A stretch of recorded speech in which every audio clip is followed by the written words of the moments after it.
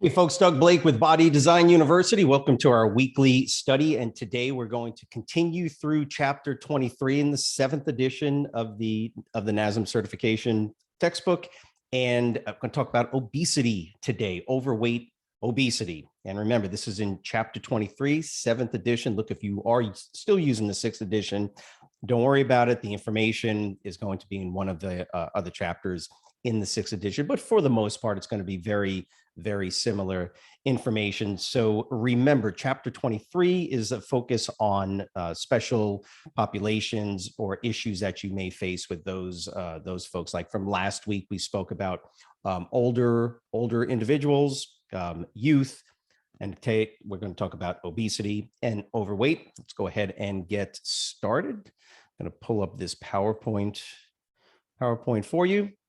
And just keep in mind that as we go through this information, the goal here is to, again, for the most part, run through some of the most basic outlined information that NASM wants you to know when it comes to passing the exam. But I've said this before, keep in mind, you still want to utilize this information as needed in a real life scenario. So just as with a lot of the information that you're going to find, you may or may not use some of this information in the real world when you're actually training people. However, there is some really good information. And when it comes to the special populations or some of these common issues you're going to find with folks that have obesity, it's actually pretty important information. And you're going to see more and more clients like this. It's one of the reasons why it's a very important chapter. Now, the other thing to keep in mind is that for the most part, it is not a heavily represented chapter as far as questions on the test, but for sure, you will see some questions specifically related to obesity and overweight, even probably some of the other common conditions that they do talk about in chapter 23. So keep that in mind as well. Really good idea, right? Pad, pen, okay? Although I haven't said it probably in that last session that we did last week, this is what you would always be using, okay? Always have something to write on so that you can work through the read, write, and then if you wanted to recite methodology that we recommend from a study and a memorization standpoint. As I said before, in the previous studies on this chapter, they basically will give you, NASM will give you in the chapter itself, everything you need right there in table form.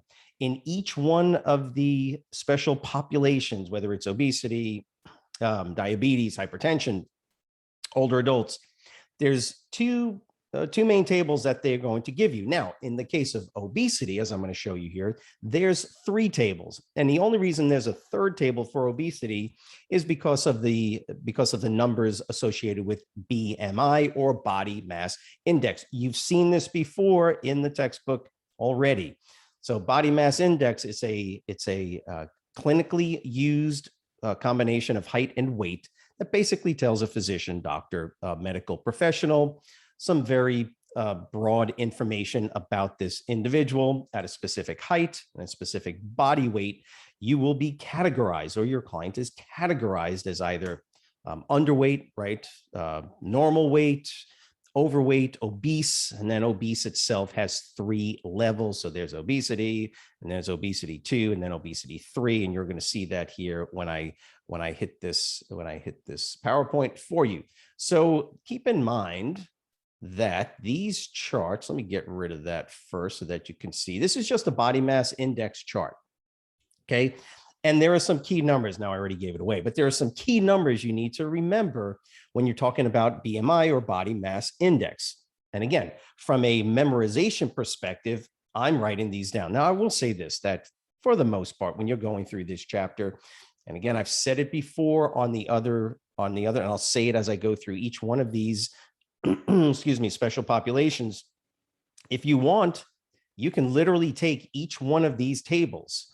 So not the body mass index table, but the other 2 that I'm going to show you. If you take those tables and you put them basically all side by side, you're going to notice a lot of consistency. A lot of things are going to be very similar. That's one of the techniques, one of the kind of little tips in chapter 23 to memorize it. So a lot of information.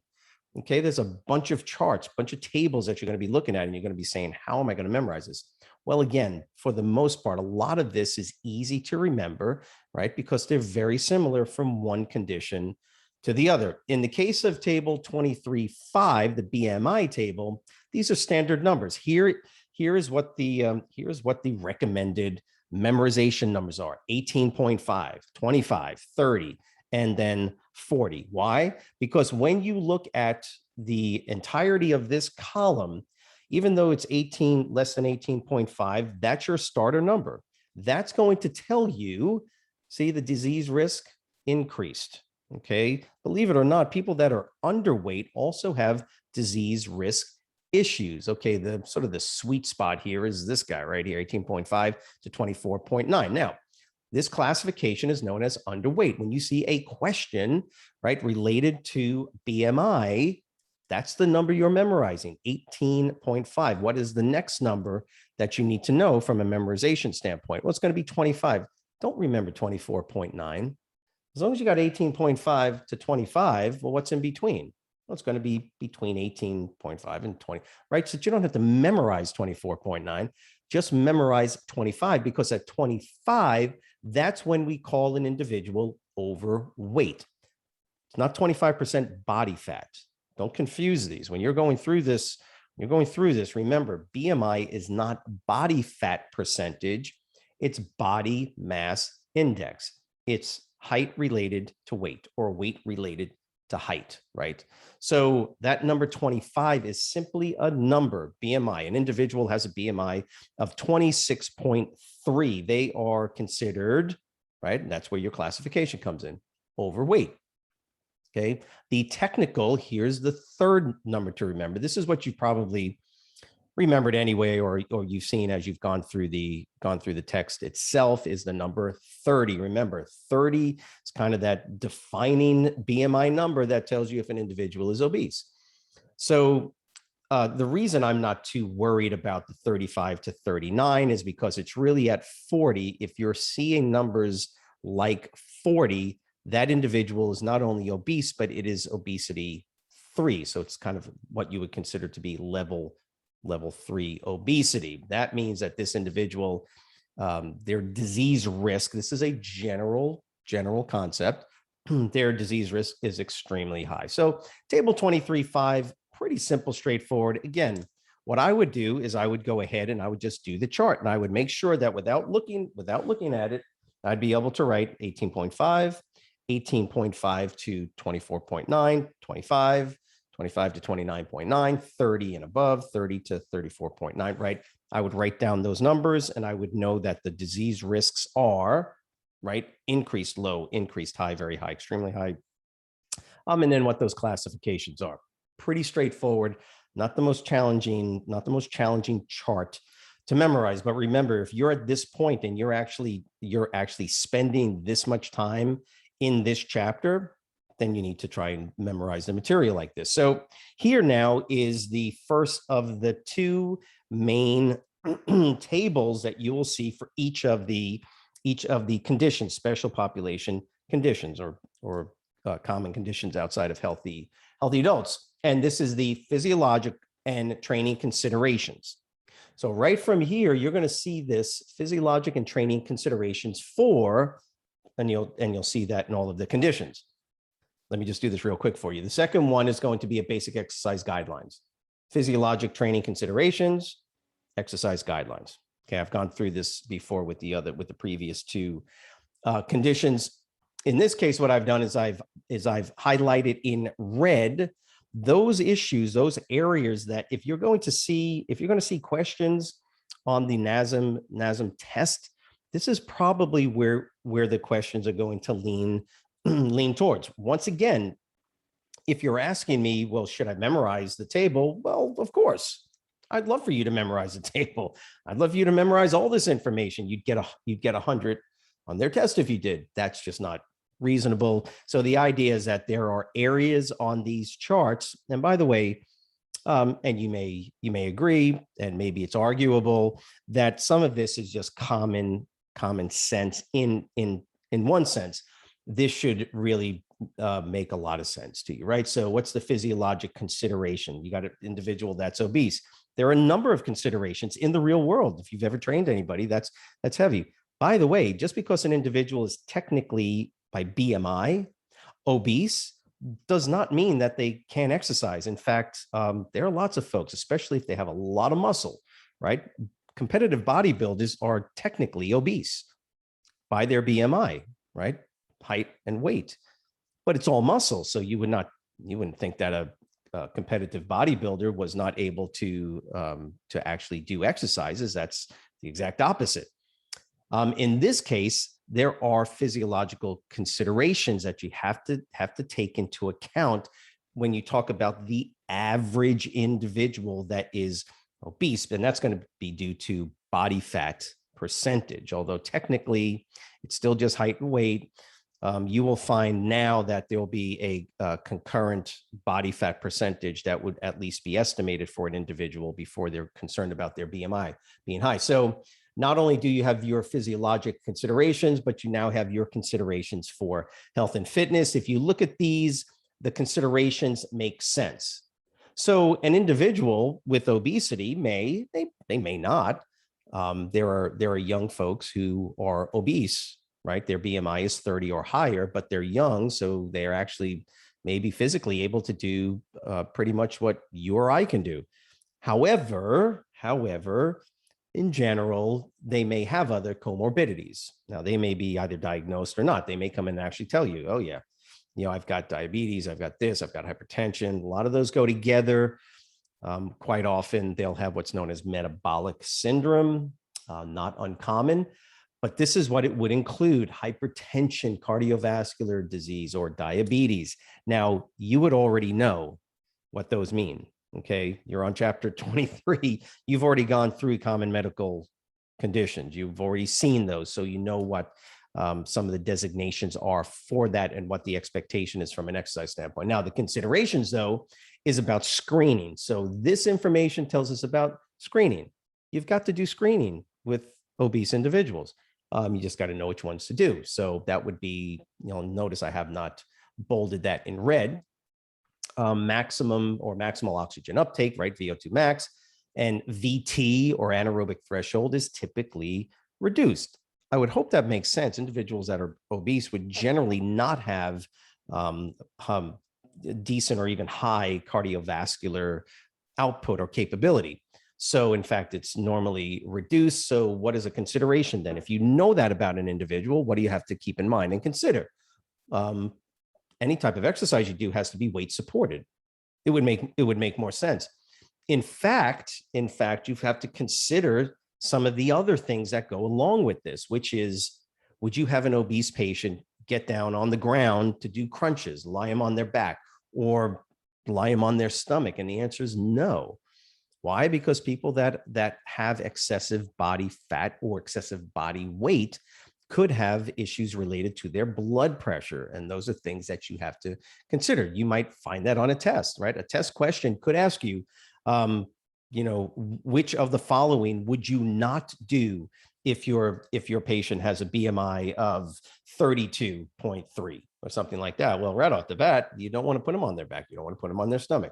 These are the things to consider. And when you're actually looking through the book, they'll tell you a little bit more.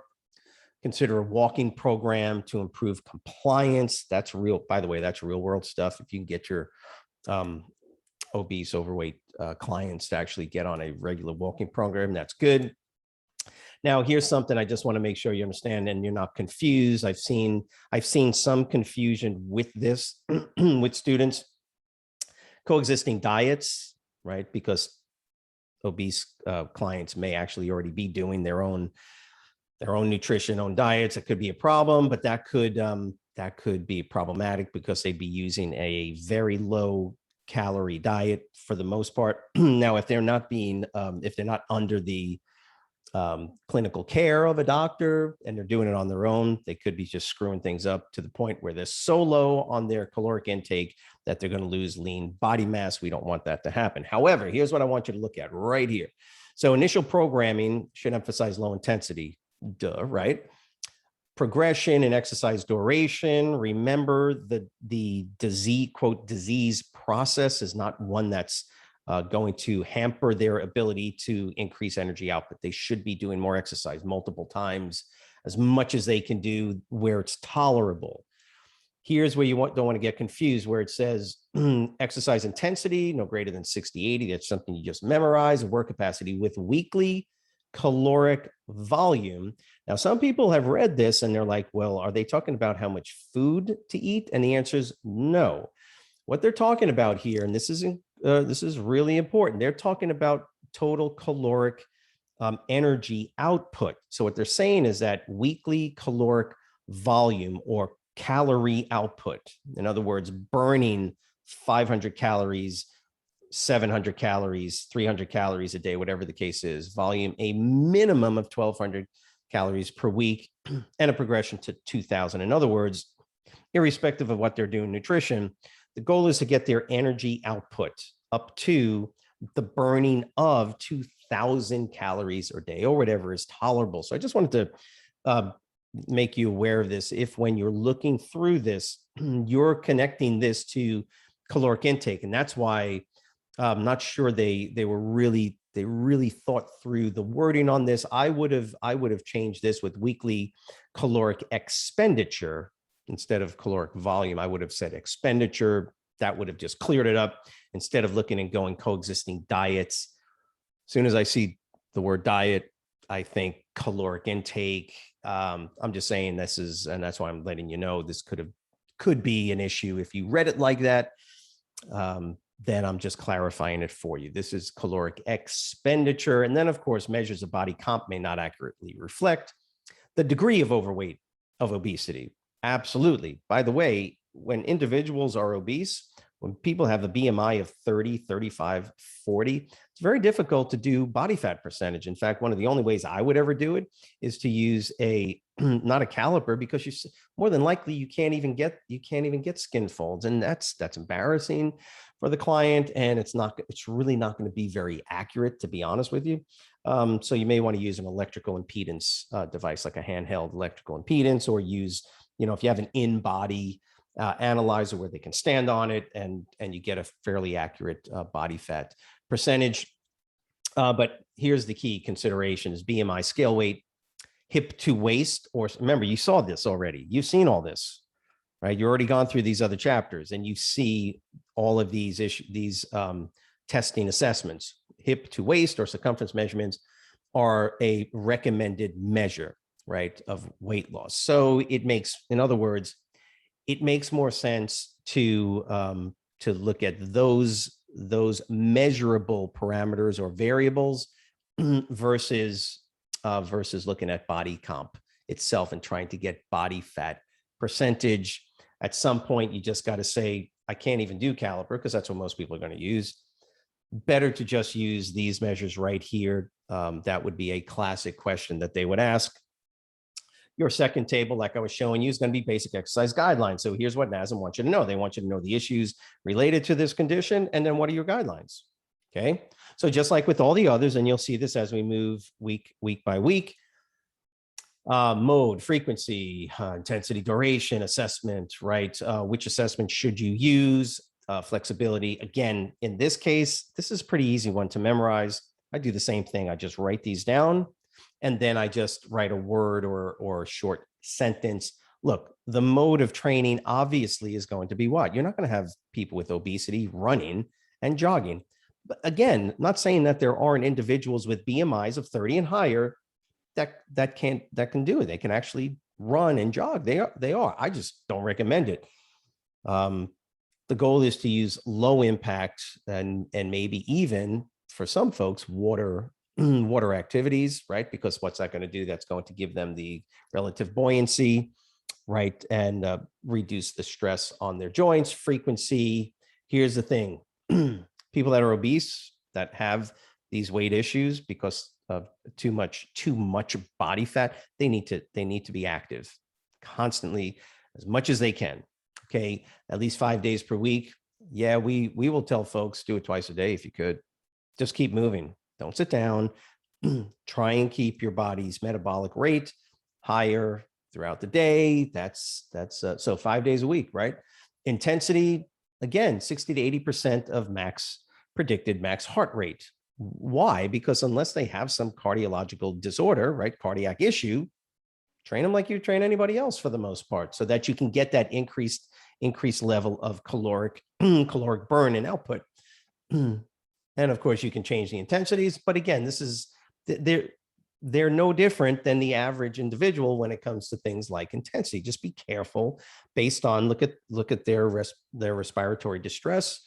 Based on the talk test, right? They can reach VT1 normally a lot sooner than other folks. Duration, here it is, 40, 60 minutes per day. You got to get people up to at least an hour of training per day, even if they got to break it up into multiple sessions. Assessments, there's no issues with any of the assessments, unless you're doing the overhead squat, where it just might be uncomfortable because of the amount of total body mass that they have. So that might be an issue as well. But like with anybody else, you're going to do your assessments, based on whether they're tolerated or not as well. So flexibility, same thing as the average individual, but only if it's comfortable for the client, because again, there will be issues related to just the physical mass of the individual.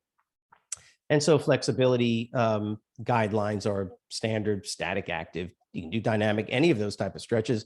And then resistance training, it's not going to be any real different. The idea, though, with somebody with obesity, if you're trying to get more caloric output, how would you do it? Would you do heavy strength training for 2-3 repetitions? Doesn't make any sense. You would be doing relatively higher repetitions to get a higher caloric burn, higher volume of training, exercises performed in a circuit manner, less rest time. I think that would make sense if your goal is ultimately to get them to lose body fat. But they need to do strength training, resistance training. It's not that they shouldn't be doing it and just doing cardio. No. You get them to do resistance training as well, a couple of times a week. Then, of course, as with all of these conditions, the special considerations box right here, this guy right there, you always got to make sure you look at that and make sure you know this particular row right there. So special considerations, make sure a client is comfortable. Exercises should be performed in standing. We just talked about that, right? Don't have people lying on their stomach doing Supermen if they're obese, and don't have them lying on their back doing crunches. It doesn't make any sense, and it could be potentially dangerous because they will probably present with hypertensive or hypertensive related issues based on the position that they're in. Clients may have other chronic diseases, right? So there it is when you get to the end of that particular table. Remember, chapter 23, we got a couple of more we're going to go through. Hope this was helpful. Remember, they're not giving you pages and pages of information on how to train individuals. They're giving you basic guidelines. And so from a testing perspective, those are the basic things you need to know. Remember, chapter 23 is not one of the highest priority chapters, but if you have the time, absolutely go through it. You're going to get questions from every single chapter in this textbook. It might only be one question, okay, depending on the actual test that they're administering to you. So chapter 23 could have 5 questions in it. It could have 2 questions, right? Just depends. It's always a good idea, though, because as we see more and more individuals in these particular demographic groups in the real world, you're going to need to know how to deal with this. Keep one last thing in mind. Anytime we ever deal with individuals like this that are under medical care, you always go to their physician, or always try and find out from their medical specialist practitioner how you should be training them, if there are any other special considerations that you need to know. I hope this was helpful. We'll see you next week. Have a great weekend.